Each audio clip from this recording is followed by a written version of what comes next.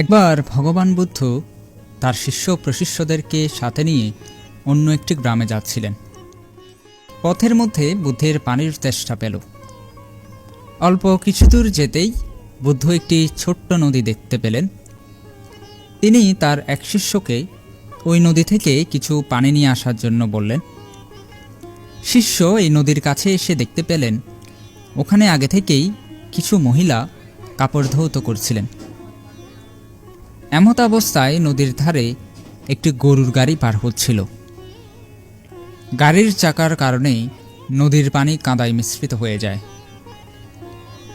তখন শিষ্য চিন্তা করলেন, এই কাদাযুক্ত পানি তো বুদ্ধকে দেওয়া যাবে না।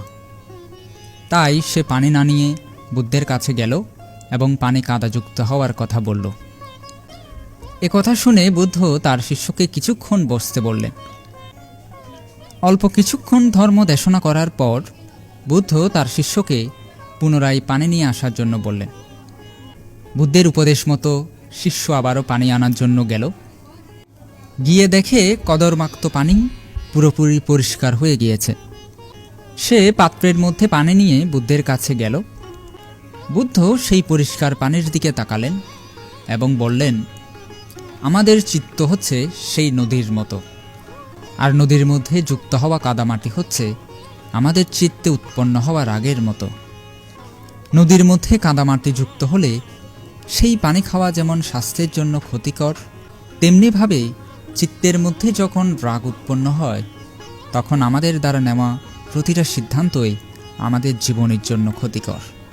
কদরমাক্ত পানি যেমন কিছুক্ষণ অপেক্ষার পর কাদামাটির স্তর নিচে নেমে যায় এবং সেই পানি পরিষ্কার হয়ে যায়, তেমনিভাবে চিত্তে যখন রাগ উৎপন্ন হয় তখন আমরা যদি সে রাগচিত্তে কোনো প্রকার সিদ্ধান্ত বা কারো প্রতি অসৎ আচরণ না করি, একটা সময় সে কাদামাটির মতোই চিত্তে উৎপন্ন হওয়া রাগ কমে যায়, আর সেই রাগহীন পরিষ্কার চিত্তে নেওয়া সিদ্ধান্তই আপনার জীবনে সুফল বয়ে আনে।